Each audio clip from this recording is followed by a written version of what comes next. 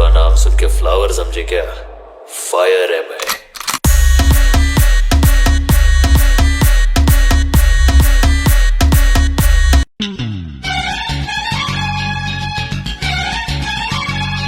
Hello दोस्तों, आज आप लोग देख रहे हैं अंजलि चौहान की ये डायलॉग वीडियो।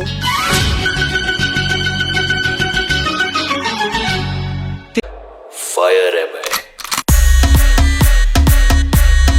तेरा पल्लू सर का जाए रे बस तो फिर हो जाए। क्या आप लोग जानते हैं कि ये डायलॉग किस मूवी का है? अगर आप लोगों को पता है तो जल्दी से आ जाइए अपने कमेंट बॉक्स में।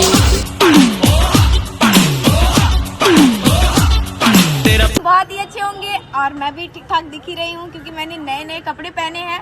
आप लोग सोच रहे होंगे कि इतना जल्दी यहाँ पे कैसे आ गई, तो मैं आप लोग को बता दूं कि मेरी फ्रेंड की शादी। पल्लू सर का जाए रे बस तो फिर हो जाए।